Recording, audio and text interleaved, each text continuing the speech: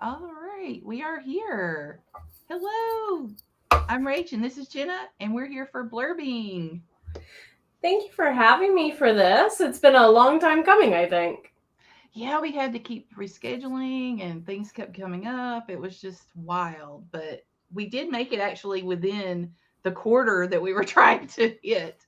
So that's cool. Definitely. Yes. So tell us about yourself, then we'll go into the blurbing. Okay, perform monkey. My name is Jenna O'Malley. I am your soul writer, author of sci-fi fantasy, and you probably know about the dashes of romance and nerdy references. Rachel is our blurb doctor for what people are now getting me to call the Myrniverse. And it's an honor and a joy to be here. I think Rachel's one of the first people who read book one way back when, so kind of fitting to see you follow your favorite vampire in our series cause more chaos. Yes, I love Frey. I can't wait to finish with certain books because I want to kind of try and read stuff in order, but at the same time, now I've got this for an arc read, so I'm like, yes, I'm just going to go ahead and enjoy his adventure. It is what it Yay! is what I say. I'm like, hey, sometimes the TBR list has got to be slid aside, and I got to go and do something that makes me happy, happy, happy. Well, thank you. Thank you. And the bonus is you get more behind the scenes stuff because there's graphics and things I've sent you that no one else had seen yet. And I'm like, well, she's seen them. I guess they're going to go out to the world now. So, So this is another reason that I love doing the blurbs because I get to get that behind the scenes feel for it, mhm. and I also just love the little puzzle that it is to put a blurb together, and what we did here with this kind of a program is I took what I do for a service to authors, and well, I think we started with Kaufman, and I have had Laura Nettles on too, and now you're my third victim volunteer to give me a blurb or the information Victim? for a blurb. We'll just Some do it. people would like that too much, Rachel. We'll be volunteers. Thank you. So go ahead and tell us just a little bit about this book and the series. Sure. Vitae Langica was born out of it was either a flash fiction challenge or one of Sam Wicker's character randomizers. I can't remember which at this point, but it's opposite of what another series was. One was one and one was the other. And all I remember is Mama Maggie was part of the conversation, and we were somehow talking about lit RPGs meets paranormal. And I'm like, wait a minute, what? And what I had in front of me, I was like, huh, somebody does own a bar in downtown Baltimore. What if that is the focal point, phrase flask, kind of where a lot of the connecting points for this begin and what happens to the humans? Because in season one of the Myrna Annals, they were the enemy. Now they're the ally. A certain somebody who was an ally is now an enemy, which I don't think any of us are surprised about that. I saw that one coming. I saw that one coming. I think maybe sooner than I don't know. Maybe other people saw it coming at the same time. I don't know. I was just like, this character, this character. Hmm. Yeah, our And that King was of in the book one. I Yeah, was that was like, in book one. Our this King of the character. Fae goes down a very dark rabbit hole and goes through the whole Seelie Unseelie season of his life, and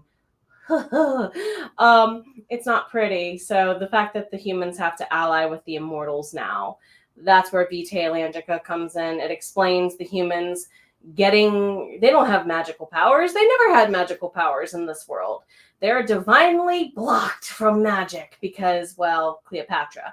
So, um, Now, let me break mhm. in right here, because a lot of people in a lot of different paranormal worlds, either the humans know about the paranormal side or they don't. Can you explain that concept in your world?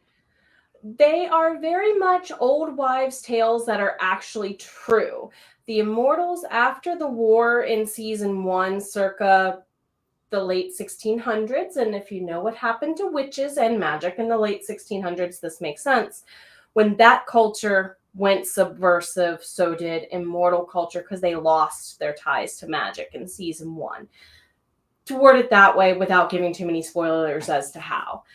And it was basically a war ended that had been going on since Mark Antony and Cleopatra did what they did in Egypt all the way to the late 1600s. So that's a long time.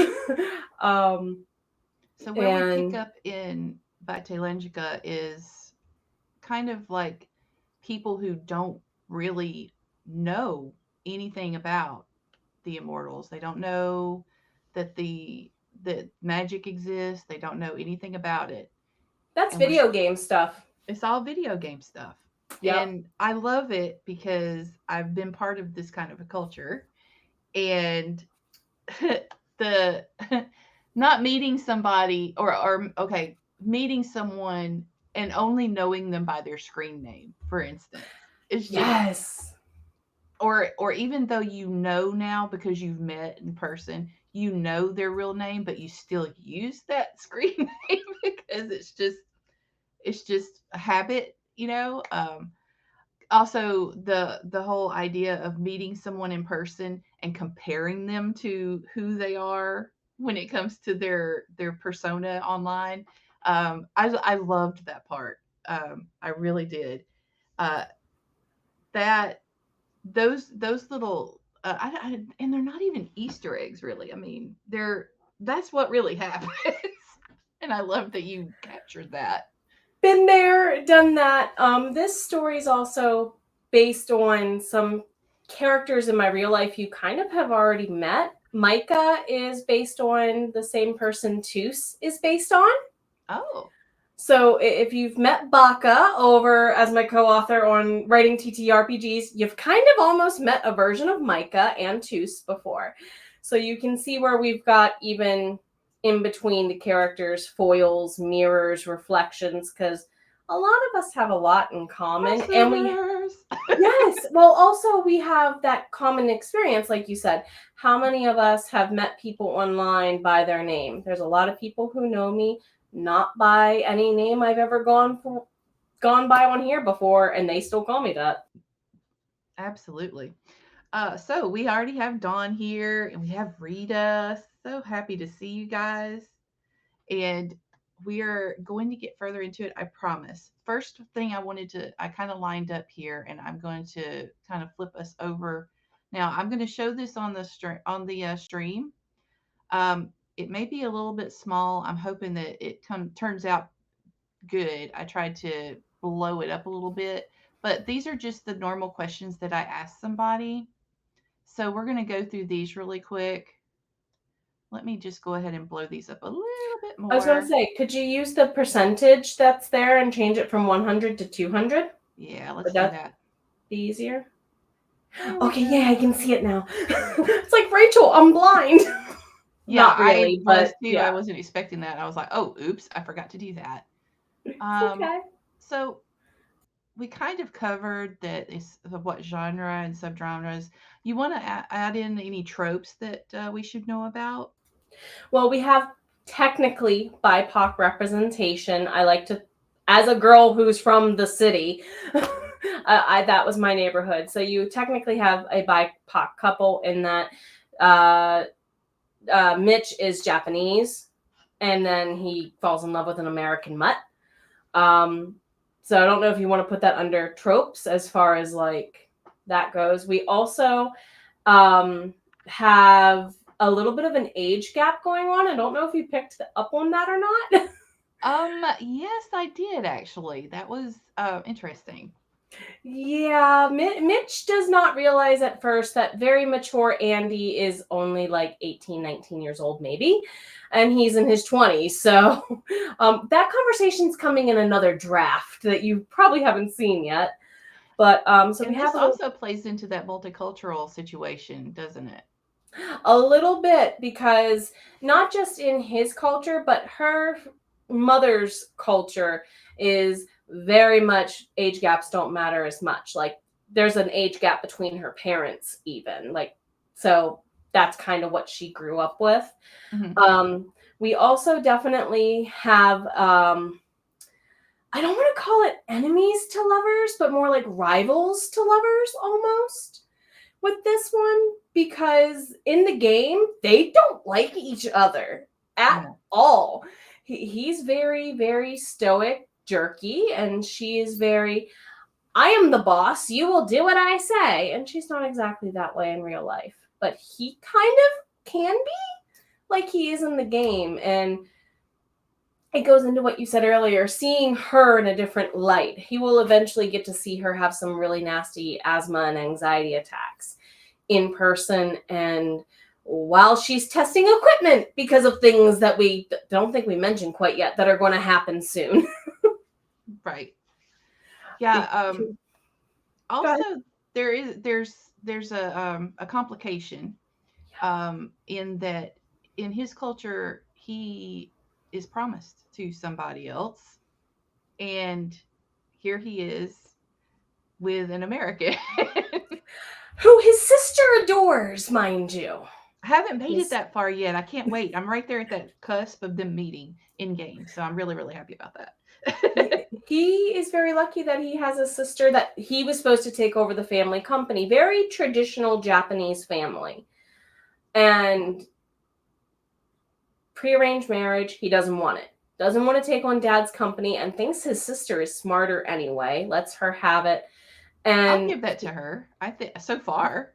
yeah, because she calls him out on his BS all the time and his Yeah. shenanigans. And also, her company, because of him, partners with the company he works for as a contract. So, yeah, he brought something to the family, just not what his family wanted him to do. Now, on the other hand, also, she was raised by a single father. So her mom kind of walked out on them, and she very much has what you would expect life to be in small town Maryland. And she's going to college down around the Baltimore area, and that's where his company is located. So it's actually like season 2 of the Myrna Annals, starts off and takes place mostly in the Maryland area. So you have that small town versus big city thing going on. And of course, there's the portal hopping because of the video game. Yes. Yeah. Because, and I think that that's really clever that what we're setting up right now, at least from what the parts that I've read so far, is that it's almost I guess isekai in that they're going from the real world and then they're becoming their avatars in this other world. But Mm-hmm. this is just normal gameplay right now. I haven't made it all the way through. And Yep. when you're doing a blurb, you don't always have to read the entire thing to get the gist of what's about to happen. And that's something that a lot of people have a misconception on. Bringing it back to the blurbs is that they're like, oh, you need to read the entire book and everything. I'm like, no, I can ask these questions and I can read enough of the book. Sometimes you can read like the oh, what do they call it? The pre thing on Amazon. Yeah, The like little the preview. preface and the preview. Yeah. Yeah. And be able to get the gist of it. Jenna was kind enough to hand me like several chapters of this book, and so far I'm just loving it. I'm just like, oh, I don't think I'm gonna have time to do this, Jenna. I'm so sorry. And then here I go 2 days ago, just start reading it. Just to get, scan over stuff, and then I'm like, okay, I'm hooked. What the hell? You know? So Well, thank here we go. you. We've had Lauren join us. Hey Lauren, how are you doing?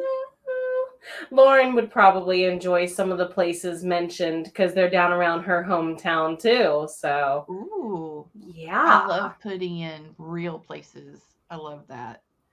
I'm not going to deny that they've been there since before Maryland was a state, if that's the case, put it that way.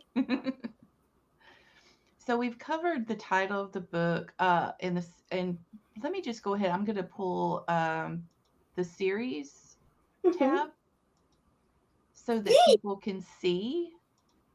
Let me see if I can do that. to. I don't know if I can do it on here. Where is this? Oh, there we Control go. and your scroll on your mouse will Yeah, I'm also gonna have work. to. So you see that she has season one with all of the bound by Myrna annals. That's what my brain calls them. It's like the bound by and the legacy of. Yes. So, and then you go way down here into season two is where Fatal Angela. I'm never gonna say this right. You say it. It's okay. Vitae Elangica. Vitae If you Langica. think of like LAN party for video game parties and focus on that, that's the anchor. It's a placeholder name likely for now. But yeah, I saw this and I was like, oh, this is going to be neat because it's happening parallel to the other one. And we're seeing the human side of everything that's happening. And I just wanted to make sure that everybody could see where this lands in the scheme of the Myrna annals. And it definitely, you don't have to read it before reading season 6. Like they fill in each other is the way they're kind of being written. Right. But you're not lost. Like if you read Vitae Elangica, you might be like, okay, who's this Frey dude? And why is he only showing up at night? Well, that's when you find out that's because he's the vampire who owns the bar. And boy, I bet that's going to be a shock. Yeah. They don't find that out until later. And they're like, what? You mean there's a whole group of immortals preparing for a war in Maryland and southern Pennsylvania? What? What? And we get to use virtual reality gaming to help them? What? Lauren wants to know where she should start if they're new to these books. I would recommend, if you want a quick glimpse into the universe, probably either book 1, Bound by Fate and Blood, or a lot of people are using The Winged Ones and Pearl and Gold, the compilation short stories. Do I have a copy? Of one of them. So The Winged Ones came out earlier this summer, and it's a short story collection of Arya and his personal guards called The Winged Ones. You get a glimpse of my writing style, of some side characters that you don't normally get a lot of focus on, minus Arya and Gorgor, to be fair. But also like Pearl and Gold. It's a good way to kind of get into the universe, get a feel for the greater plot line, and get to know a couple of people if you don't want to make the full investment. I've done a couple of in-person shows recently, and a lot of people are buying the Winged Ones. And like if they buy it earlier in the day, say they'll sit down while they're eating lunch, they'll read a story or two. They're coming back and buying book 1, 2, 3, and somebody actually came back and bought all the books I had, including Boghag and Beltane. So Ooh. yeah, that was a nice day. So I would recommend, if you tend to write longer series, even a trilogy, give them something. Give them something tiny to intro, whether it be a first chapter. Chapbooks are being used that way as freebies at events again, which was nice to see this past summer too. Yeah, I've got a couple of kind of standalone stories that can be used. That's one thing that I've seen a lot of people do, and they do short, not short stories so much as shorter novels. And apparently, there is actually push when it comes to, at least on Amazon KDP, wherein if you've got a shorter story like that, it gets picked up by the algorithm a lot easier, and it gets pushed a lot easier because people are trying to, get those smaller stories in. They're like, okay, I want to read this novel, and then when they read your story, they get hooked. This is the idea. And Like you said. also, it's kind of great for people who have commutes to find authors to pick up audiobooks for later too, I think.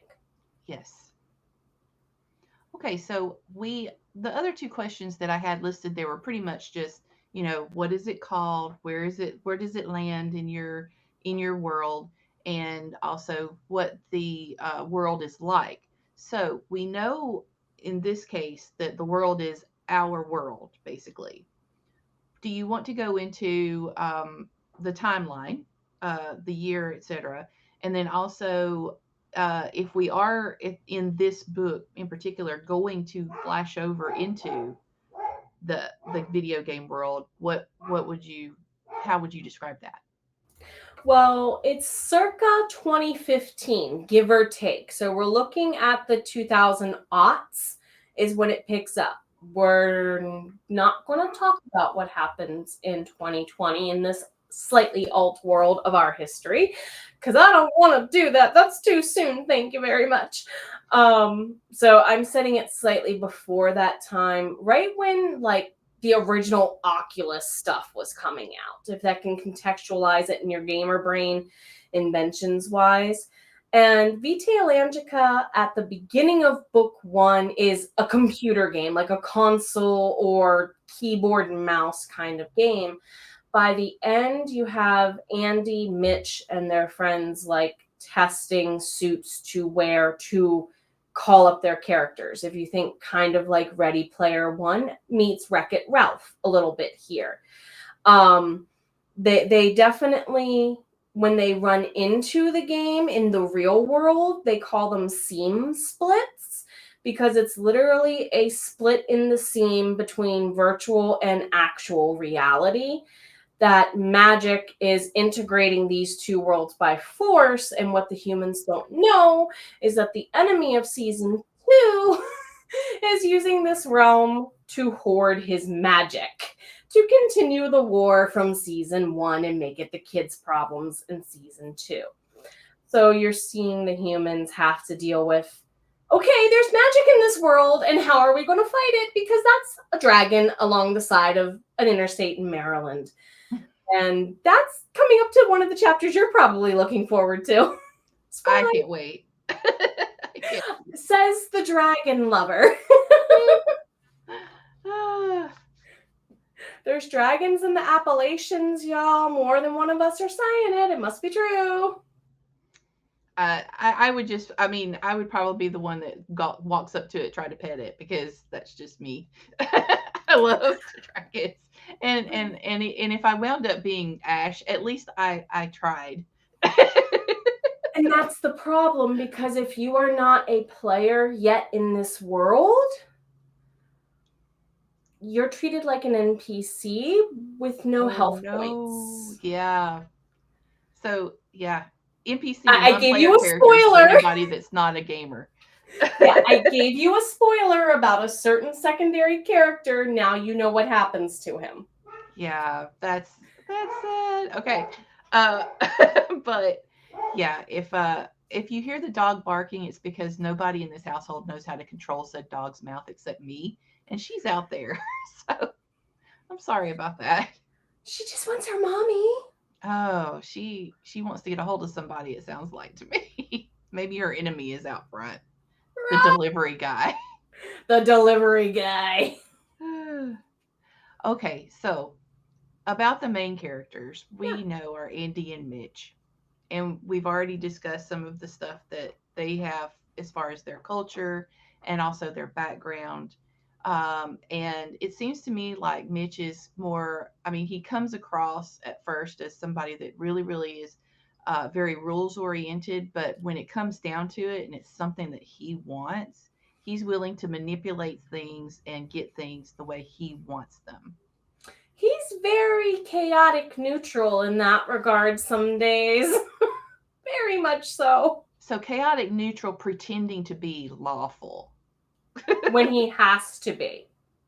Because of who his parents are. And Andy is more chaotic good. Like, oh yes. Definitely. And we'll call him even on his bullshit. Like, I love that about her. She's like, excuse me? How there's a scene where he swoops in and saves them, but also gets the bonus item, and she's like, I love that. I'm gonna maim you. How dare? How dare you? I've been trying to get this thing for weeks. And what's funny is like when he puts the item away from his inventory, he just doesn't even think that much of it. Like he it was more the interaction with them and being mean, really, to them.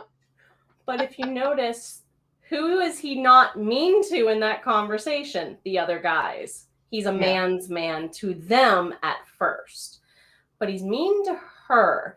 So how does he treat people he likes? Yeah. A little bit.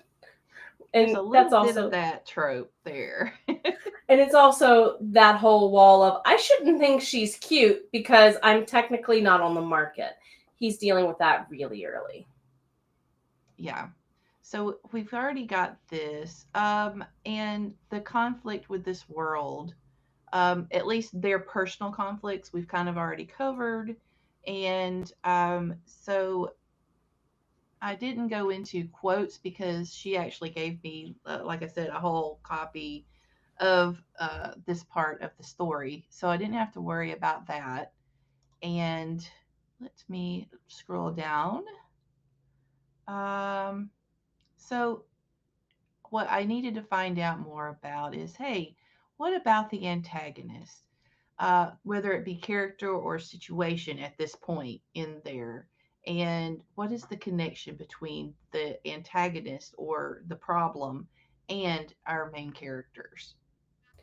So this is the first human known instance, I'll word it that way, of Arya revealing that he has brought magic back to this world. And he uses it you don't figure this out until even book 2 of Vitae Atlantica, but if you're reading the main line quest, you know this is going on.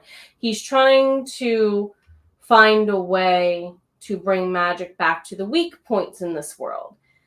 And he's kind of puppeteering things behind the scenes. So in book 1, the situation is very much at first seemingly the enemy, because there's these huge portals into this video game ripping open at various points in the world, a lot of them concentrated around the Mid-Atlantic region, which is kind of home base for the company. And they're having to deal with the fact that the company that Mitch works for and that owns and operates and runs the video game is being demonized. If you've ever seen Sword Art Online, there's that kind of vibe or feel of the company's the enemy, Big Brother's watching us a little too much. And they come into terms with that in the later part of the book when Frey kind of reveals, okay, this is going to sound crazy, but follow me. And he, at that point, has his magic back of being a realm walker that he doesn't have at the beginning of the book. So he's able to like literally show them memories and stuff that he cautiously shares on behalf of all immortals. Because you don't know if you want to dig up that human tie or not. Yeah. I mean, there's when you come into this series, for those that are Myrna, they are already, cynical. They've had their entire world taken from them basically by humanity, by the hunters. For So, example, there's only at the end of season 1 one dragon king left, and that's Vovry. He's the only known one left alive at the end of season 1. Now, thankfully, Maria gives him children in season 2, and there's 2 more. But you see dragons come back, and there's only 3 dragon shifters, dragon king. What is about to happen becomes an alarm system on their end too, because this is a whole other reality where humans can become them without turning, without a genetic link. right. Which kind of is its own control mechanism. Because you don't Very know, much. you just don't know what the person that's going in is going to be like once they get power. Very true.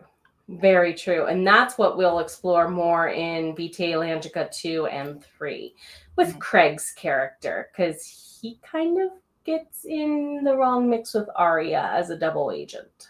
Oh boy. So I you could see how see that. Arya Or at least what little I've learned of Craig, I could see that. Adam cry. Make him cry. Oh, he's my least favorite one to write for already. Oh no. See, I like writing villains, but I don't know. I've just always leaned that way because of R.A. Salvatore, because he makes some of his Yes. villains so odd. Like they're just, I don't know. They are almost philosophers, They're but kooky, villains. they're quirky, yes, and you want to Right. have tea with them. Yes. Like speaking to Gromp or Jarlaxle. That's who I was thinking of. Love it. For those of you who don't know the references, I will definitely, this is my favorite bunch of characters is from the Forgotten Realms in Dungeons and Dragons, and Yes. it's what grabbed me when I was right out of high school. Like, just dove right into those books and just ate every one of them up. The Drist Saga, the Cleric Quintet, Mm-hmm. Elf Song, all of them, please and thank you. Yep. Couldn't help it. Anyway, we've gotten to the inciting incident. What would you feel is the actual inciting incident? Is it them discovering this first portal, or is it something else? Well, Andy takes Mitch home for homecoming weekend to introduce him to her two best friends and dad. And in the middle of that weekend, they're driving back from one place to another, and on the side of a little place called Sidling Hills, slightly west of Hancock, Maryland, happens the first scene split. And they're all like, did we really have anything to drink? Who roofied us? What happened? You know, the typical questions you probably would go to of what did I eat in the last day? Did someone slip me something? Applies because we just slayed that dragon last week in game. And then one of them, it's either Micah or Mitch, I want to say, looks down and they're like, guys, they're like barely standing inside I don't want to call it a dome because it's kind of amorphously shaped. It's like a mirage shape, if you will. It's like Okay. stepping into a mirage, but it's actually the video game. And if you have a character, your character will load. It's the last character you logged into that specifically will Oh, load. So if you have multiples, you want to pray that you last logged into your most powerful character with the seam splits randomly showing up everywhere. There is an algorithm. They haven't figured it out yet, and it keeps changing. ooh, that's it. I mean, that just sounds exciting from a game standpoint. And also, Yeah. oh my gosh, what if I was in my level 1 character? Exactly. No. Oh no. Exactly. Now, imagine what this is also doing as an unintentional media stunt for Kane Logistics, the company behind Vitae Atlantica, though. Do they We try have to a take advantage of this?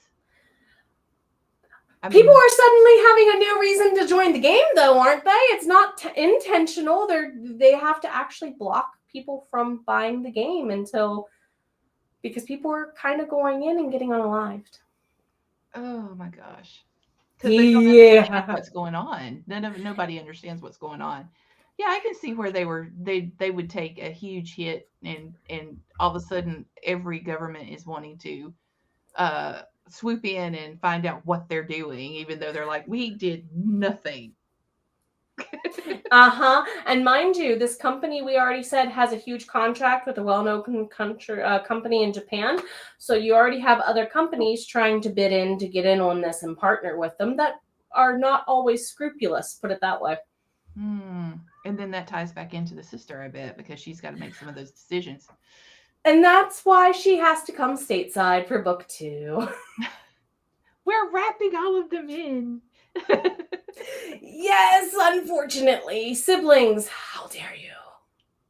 Okay, so we have that, and I imagine the actual trip itself is the personal inciting incident because he's going to meet everybody. And That in the back could of his be, mind, he's got somebody already. Ooh. yeah. And his buddies at work are aware of this and kind of also like, when are you going to tell her? When are you going to tell her? When are you going to tell her? Right? That's going to be a big explosion in and of itself. Whew. Okay, but I digress. I I love the drama as long as it's in the book. So, Yes. I just get kind of wicked on that.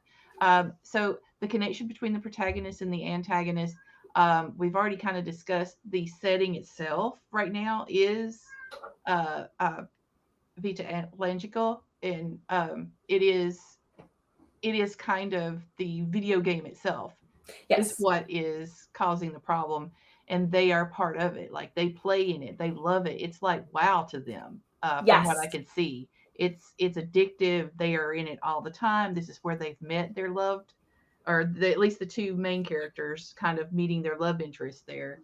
And Mm-hmm. so it's just like almost everything, and they work there, so it's like double, Yes. it's involved, and so that's where your connection is with the protagonist and the antagonist of this one. And describe the inciting incident, which we just did, both the personal one and the actual overall inciting incident. And what was the worst possible scenario that could happen? What if the protagonist fails and everything goes wrong? Well, first we need to establish where this one's concerned because it's a little more convoluted. um, what is the protagonist's goal? It is for Andy and Mitch specifically, their goal is to help design and test a fight suit for the humans to be able to wear. And she ends up, even though she has asthma and so on and so forth, her character is so high level, she ends up being one of the lead testers. And that's how they get pulled into almost like this military level recruitment program getting born. And you can see where that has its issues too, turning gamers into warriors. So the goal is, how do you do this in a way that people are safe and that we keep the knowledge of these immortals sacred and safe as they have requested, because that's the only way that they're agreeing to work with us. So it's kind of a twofold problem. And definitely they don't exactly fail in those regards for the suit testing. They do fail in one other regard: the fact that all the Myrna secrets are revealed. It's not exactly their fault, but it is their fault. And now you have the fact that they're fighting with the immortals. How do you still protect them when there's so few? Because there's this sense of this world likes to other people. So, Absolutely. and then of course the military tech and all that. So it's like, how can we use this thing in an ethical way as well? Yes, because so the worst possible, so that kind of plays into the worst possible scenario that they get discovered, that the very I'm trying to figure out already. I'm working on the blurb in my head. It's like what it if they fail, will the worlds merge? Um, if they fail, will all of the secrets of the Myrna be released? Yeah. But now for this book, I'm not sure that that's really something that we need to mention yet for a Not blurb. yet, but that's what gets brought up at the very end, because they don't realize that secondary goal until kind of they're already knee deep in the first one. All right, so we've got that. We don't even need the genres and subgenres. We know what we're going to have to do as far as the blurb. When I ask about genres, subgenres, things like that, it's mainly because when I'm choosing the type of blurb and the setup for a blurb, that's important. Because this is a paranormal romance on top of, um, well, kind of a mixture of the idea of a lit RPG with urban fantasy. How do you even categorize it? It's I labeled it nerd fantasy, like nerd nerd fantasy. romance. Yeah, like nerd romance, because that's kind of what it is, but I don't know if that's exactly a thing yet. I am surrounded by creative people who come up with these in between situations, and traditional publishing they can only go so far in their categories and their genres. And but our imaginations, we want so much more. Um, so just keep in mind that that's where we write on these lines when it comes to blurbing too, or whenever you're looking for, say, your picture or your cover, your book cover and stuff like that. You've got to try to match it with the closest type that you can. And for me, I thought this is really, really the story of Andy and Mitch, and the rest of it happens around them coming together. So that being said, let me go up here really quick and show you what I would normally have to decide between. Let me pop that up to 200.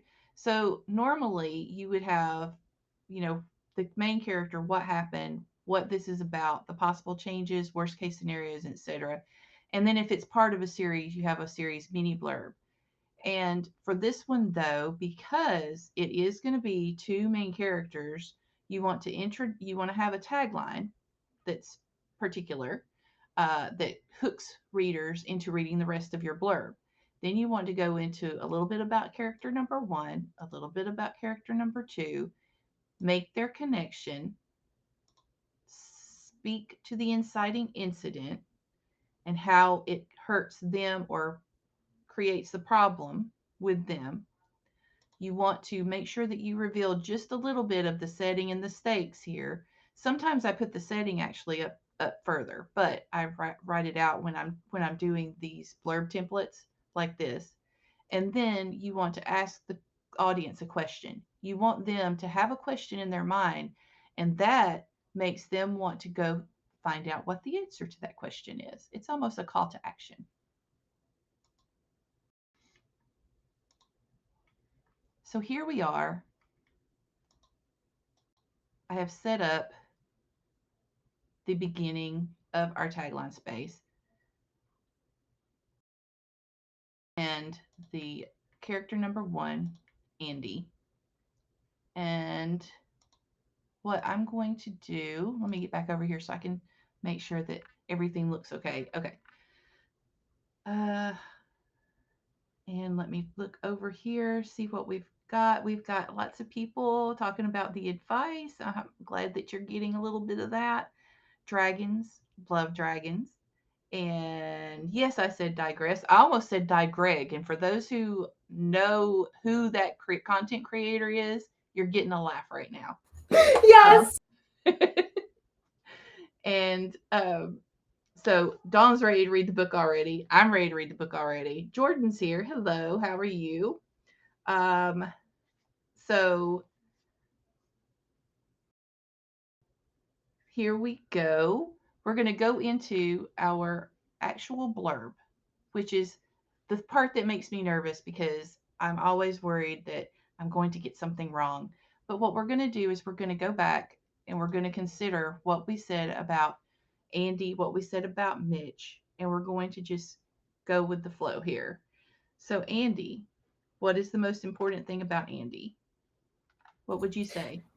She is stuck playing the good girl role when she really knows she's worth more. Would you call her a Mary Sue? Or I would call her a Mary Sue of all goddess-sized teenage girls who were tomboys with asthma that didn't feel like they fit in anywhere. Maybe a little bit. or at least that's what everybody looks at her and thinks. Yeah, like if you were to, as people in her age group do, you're in that group, you're in that group, you're in that group. Yeah.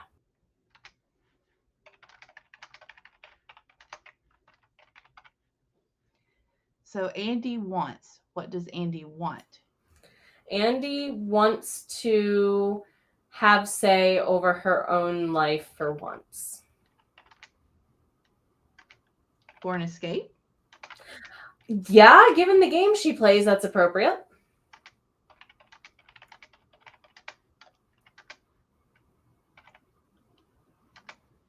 Okay, so we know that she has asthma, so she has the chronic illness. She has she's about to lose her apartment. That's something we didn't Yeah. mention. She's kind of down on her luck right now.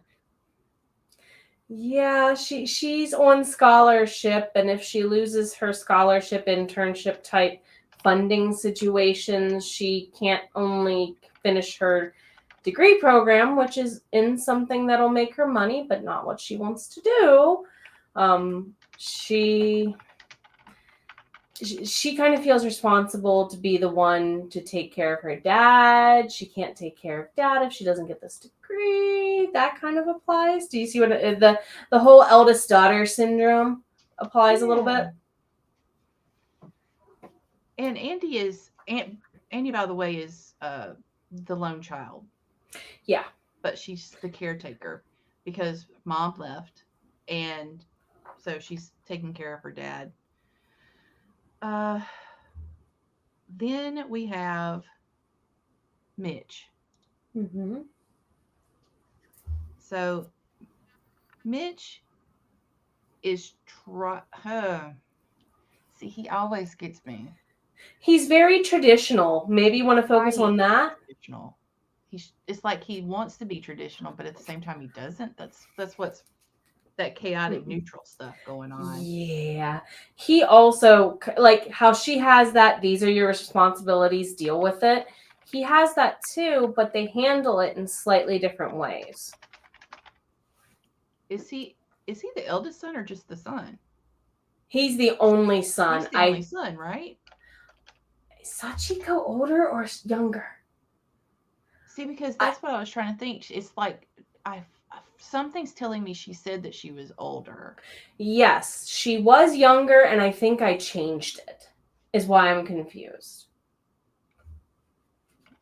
I'll just put only son for right now. Yeah, because it's just him and her. Japanese. Yep.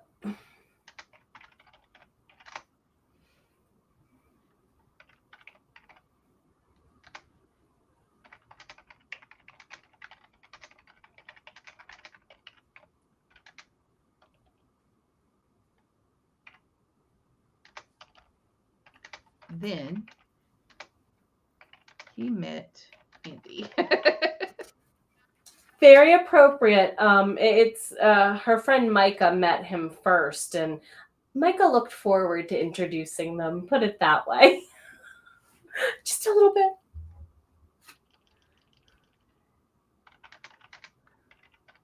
How would you want to do it? I'm trying to decide because like if you put this on the back of a book, you're assuming that your people who are your audience knows what that is. MMORPG. I was just about to say, do you want to put MMORPG or do you want to put multiplayer RPG? Yeah, that's what I think I'm gonna do. Then he met Andy in a multiplayer RPG online. That's where I was missing. Because I think most people know what RPG is. Right. Well, people looking up this type of book probably would know. Probably would.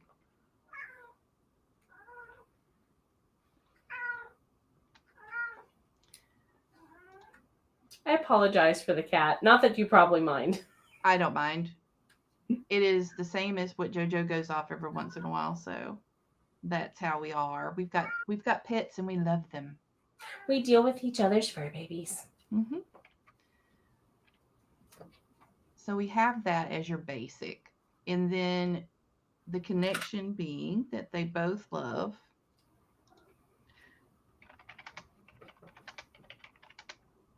Is it all caps when they're talking about it, or just all caps? Yep. Okay. Vitae Langica. So Vitae as in like vital life, Lan as in connection of a LAN party, and Jika as in magic. So life connected magic.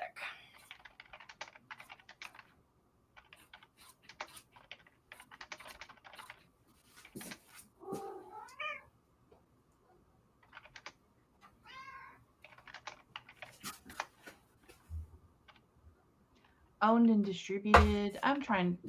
We need a good word for that. Because it's designed and it's not just owned and distributed, it's like designed, Designed. everything and distributed. Yeah.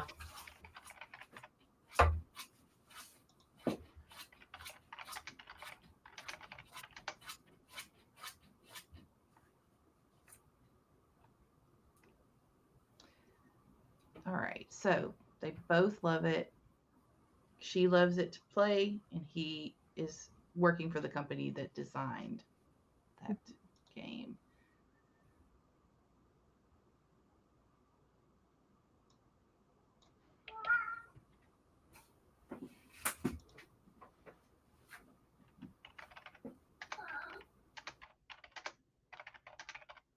So when the two get together in game,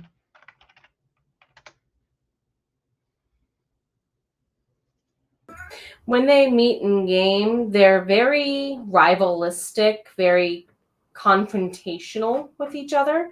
mm-hmm. They, they have too many of the same goals and they don't want to work together on it. Oh, when the two get together in game, it's fireworks. Literally, play it on, Katy Perry, play it on.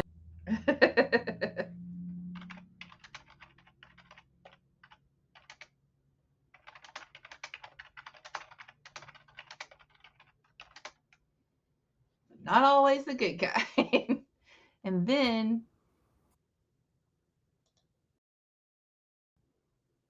they start getting closer.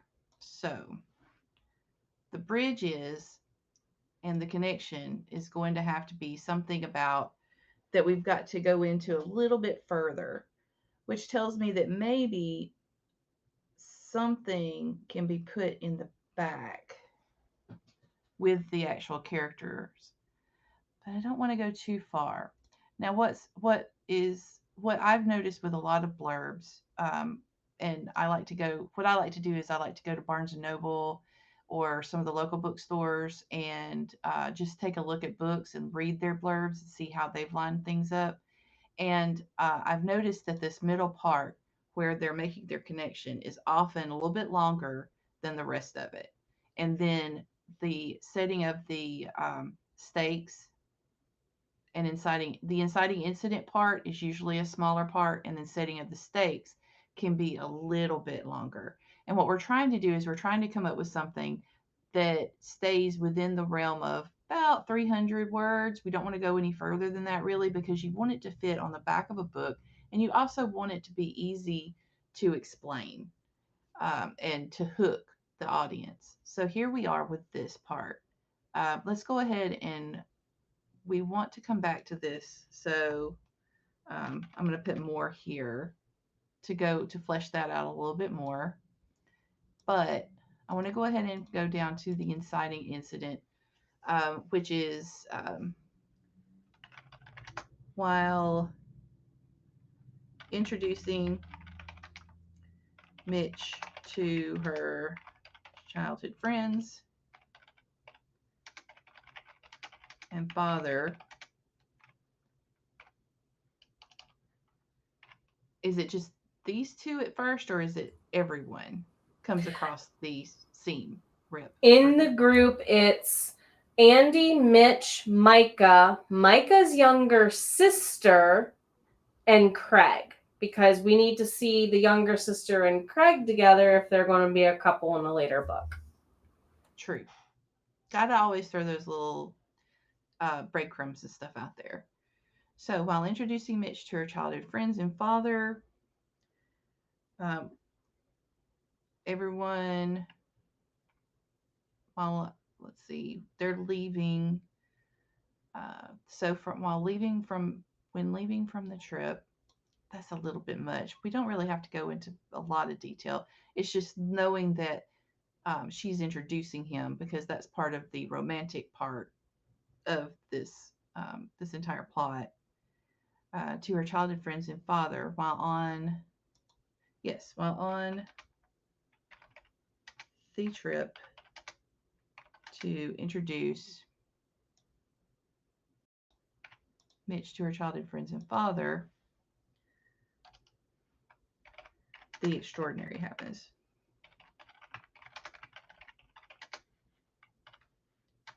And you want to call it a seam. What was the rest of it? Seam split. So put them together as a single word. Yep.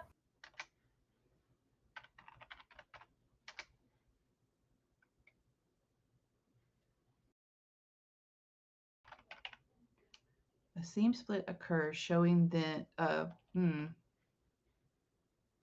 revealing. It's a definition, if it helps, is literally a split in the seam between actual and virtual reality. Does that help? Let's just do that between actual reality and virtual reality. Specifically, the world of, oops,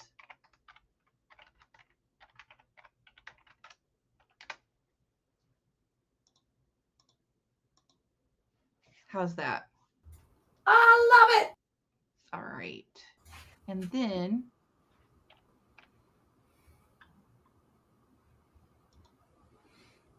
so not only are they taken off guard by this, Nothing like Deus Ex Dragona appearing. ooh, I think I think saying something like that actually would be eye catching. And but You're the blurb it's up to doctor. you. Hmm. Oops. I'm dealing with an extra. I'm trying out a nail, and I'm not used to typing like that, so I'm skipping stuff whenever I type. Sorry about that. Let's see. Setting and sticks.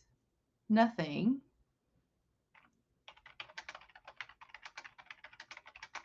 Facing a real dragon.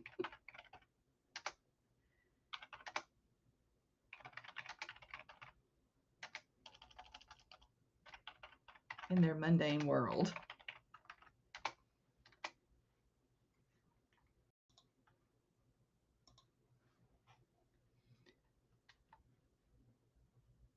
So, what do they do? What can they do to stop this? It's obviously not what you want. They do win this battle, but barely, if that context helps, because confusion is kind of in the pilot's seat, not them at first. I like that terminology.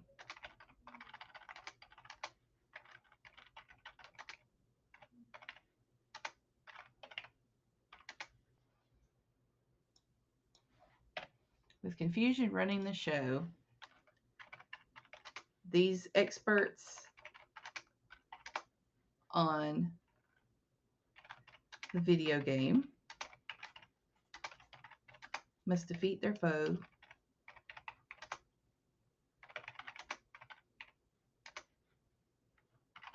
and survive to figure out how this has happened and what they can do about it.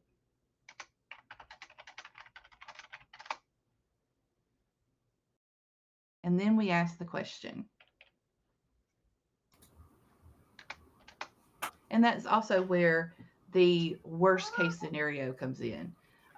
Will they be able to do this? Or also, I would say, will they be able to get help? You know? Yeah. Will they be able to get help? And also the whole thing of what do you do when not everyone is a player of the game? Like, how do you protect the civilians, I guess, is also the angle here, too.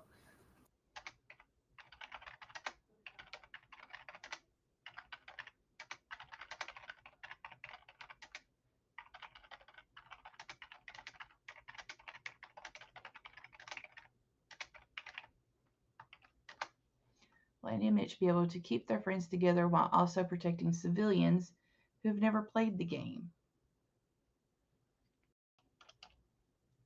from big bosses? I don't know what they would call that, or just leave it as is. No, We always that's call a it the big bosses.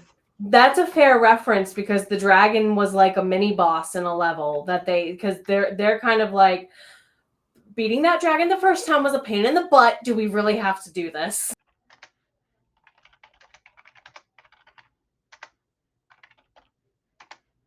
Will they find help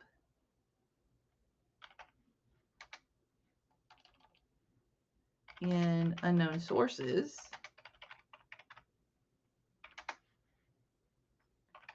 before the world turns on them?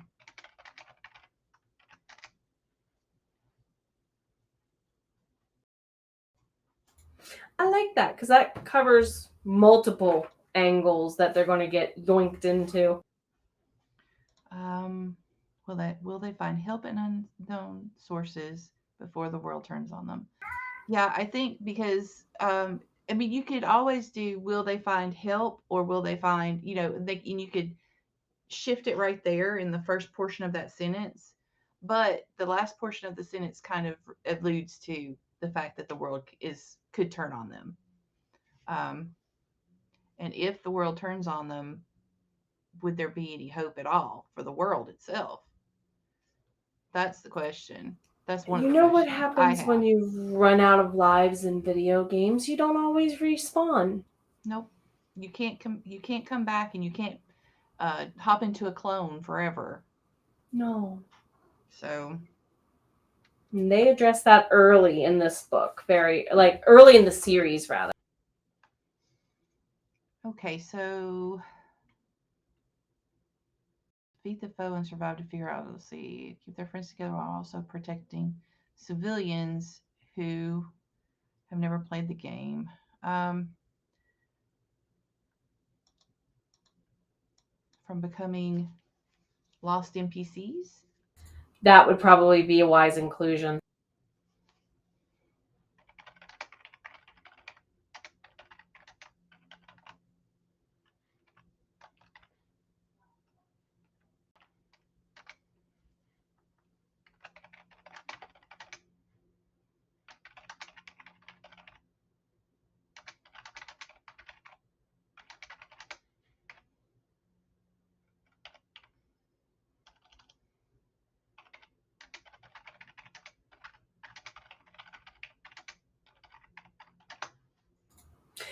We leaned into her gamer, yay! The gamer in me just came out, was like, there we go.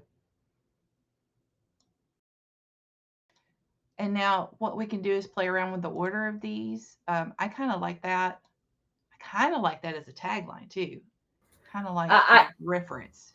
I was just going to say that, or play on the splits, like the splits in a road, or how life gives you life throws stuff, bad Jenna, your way. And you have to decide what to do with the mess. I don't mind. Let me find it again. Okay, there we go. I have it's a moment of too many tabs are open up here, and I'm just like, which one is it? Okay, so Andy and Mitch be able to keep their friends together while also protecting civilians from becoming lost NPCs. After all, not everyone is a gamer, and no player has infinite lives. Will they find help? Will they find help? We don't even need to put that there. Will they find help before the world turns on them, against them? Here we go, against them. I like against better.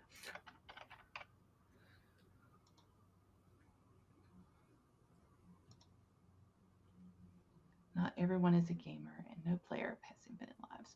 But I'm going to write up here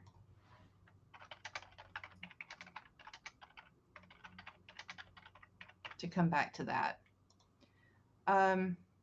Because you don't want to repeat it, but I want to make sure that I write up there what we were thinking or what I was thinking when it comes to the possible tagline. I always try to do the main blurb first, or at least get the basic, because, at this point, we've been here for an hour and Yes. I don't want to go too far, but this is your basics. And what I do is I line up these basics.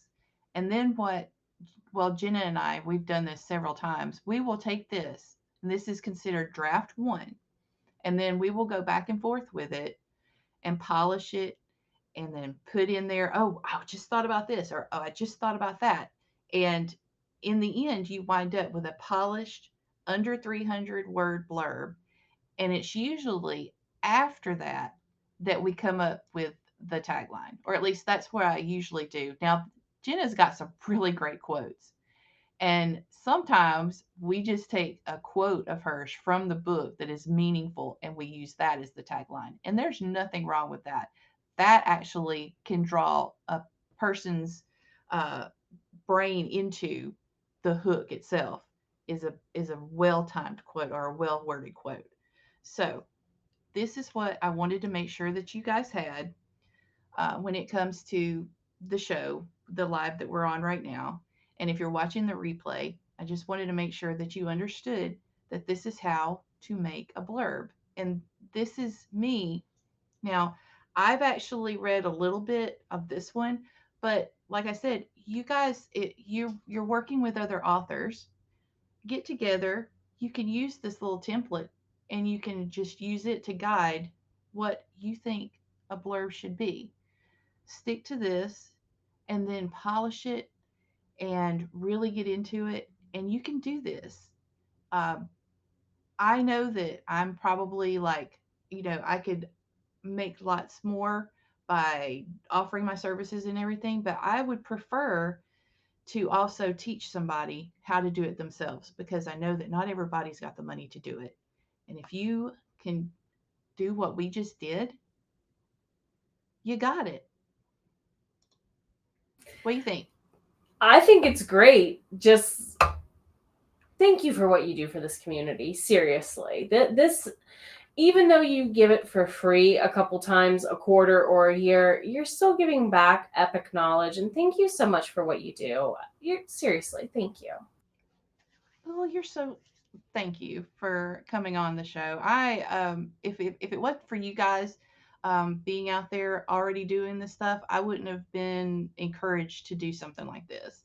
And I really appreciate that. I think that we've got a wonderful author community, and there are several, and I'm part of several different author. I don't know. I hate to use the word click because honestly, that's got such a negative feel to it. But it's like there are authors in different parts and readers too for book talk in just Yeah, different parts of the communities here, and you can learn a little bit from just about everybody. So very I just much. love that, and I wanted to make sure to let everybody know that um, in chat, I trying to keep up with chat, but at the same time, we're doing this on purpose so that we can show everybody how to do a blurb and how we focus on it. And I appreciate your patience with me when it comes to calling things out in chat. I see that Purple Wolf came through with a raid, and I thank you. I don't get the notifications as easily on Talk Studio as I would on my normal platform. So I just saw that pop up. So I really appreciate you guys being here on both Twitch and on YouTube. Hello, Eva. How are you doing? And I think I've caught up with everything. I'm hoping. Like I said, I'm not used to this chat over here. But what I'll do is I'll be sharing this document with Jenna, and we'll just keep polishing it because we're nerds, so it that's just gonna happen. um, Yeah. if anybody's interested in my resources, I have them on my author page. Let me pull that up really quick for you. I have a shop, and don't be intimidated by the shop itself because most of the resources that are author resources are free or donation based. So you can just go in there and search around. I also have on this page author resources that are not just me. So I'm going to post that in chat and see if it goes through over here to both. Yes, I think it did. And also, Jenna's. I'm going to pop hers back over here. Thank you, thank you. And I will be adding more stuff to the description part on, at least on the YouTube side. Jenna, you want to go into what you have to offer right now? Sure, I have openings for editing clients. I have a course coming up in September. Check out my socials for more on that. And a certain book for a certain vampire you love launches September 9th, 2025. Frey's novella that takes place in the middle of where it is. Okay, there it is. Book 2, where he disappears for several chapters, explains what happens. And if you look back at the graphic Rachel shared earlier, you see that novella is kind of like a nexus point. Because Frey is as Frey does, and I hope you enjoy. Or you can check me at Fright Reads Book Fest in Howard County, Maryland next month, around the 13th. Awesome. Okay, so I've got aggressively helpful writing advice, which is on Substack right now. I have a newsletter that I do for more of the readers that like our series, and any fans that want to get in on promos, especially for urban fantasy, paranormal romance. I also include horror at times and dark fantasy. All adult, but or sometimes there's some YA tossed in there, but hey, who doesn't like a good, well written YA? I'm telling you, can't help myself. So anyway, I've got that on my newsletter, and all of that is findable simply by going to my homepage, actually on there. Let me pop that over there just in case, but it's in the description. And I still have an opening for another Blurbing with Rach by the end of the year. So if anybody wants to volunteer, I said volunteer instead of victim, volunteer. You can get in touch with me. I also have forms available for that on my website in the author resources section. And Thank you so much for everything you do, and thank you for having us over for a visit. all right, we will be back next time. I will probably be back also running sprints later this week and on Sunday, because we've got to get those last minute, all the words in August done. Yes, all the Hopefully, word book August. 5 will be completely drafted. I'll have 2 other short stories completely drafted. I'm happy. I hope everybody's having a blast with that. And we will see you next time. Bye.